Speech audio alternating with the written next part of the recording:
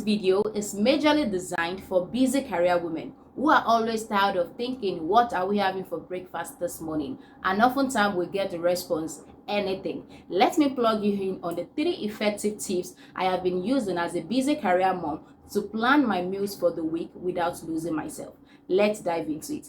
Before proceeding, please don't want to click on the subscribe button. On this channel, we share real life experiences, tips on how we juggle roles as a woman, from marriage to motherhood and career or business. Tip number 1, design a meal timetable with your family. Preferably, let your husband or your kids, ones that are of age, to give you ideas of what they would like to have during the week. This way, you'll be saving time and saving money. You will not have to start thinking every morning, what are we having this morning? And by so doing, you're wasting time and most likely would also waste money. Tip number 2 is try to cultivate habits of meal prepping and bulk cooking. I understand if you're in an environment that is not so blessed with good electricity, or for financial reasons, you may not want to do this. But even if it's for meals that are meant for 3 days or 1 week, in my own case, what I do is I go to the market on Fridays, and on Saturdays, when I wake up in the morning, I'm already in the kitchen before my baby wakes up to start prepping meals. And I do have someone who come into the house to help me in terms of cutting pepper, blending pepper, and things like that. For example, it is possible for you to have in your freezer tomatoes that you want to use for already blended tomatoes for jollof rice during the week. So if on Wednesday what you have in your timetable is we're having jollof rice, you already have tomato in your freezer. What you would just need to do is the night before Wednesday, that is Tuesday, just bring out your tomato from the freezer.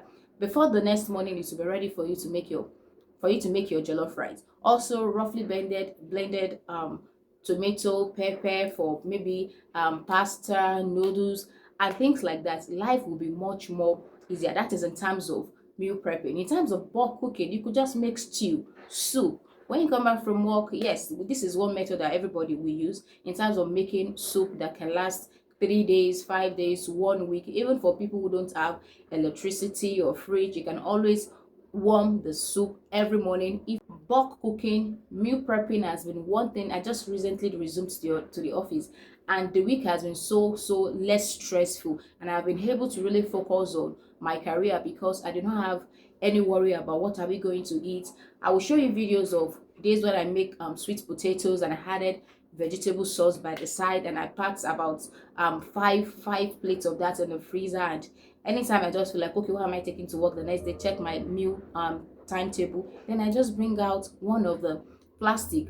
And for some other food like that, I also made a lot of pap just to make life very much easier for myself and my family. Tip number 3, try and make breakfast recipe or breakfast ideas that your family will like and that will be very easy to make.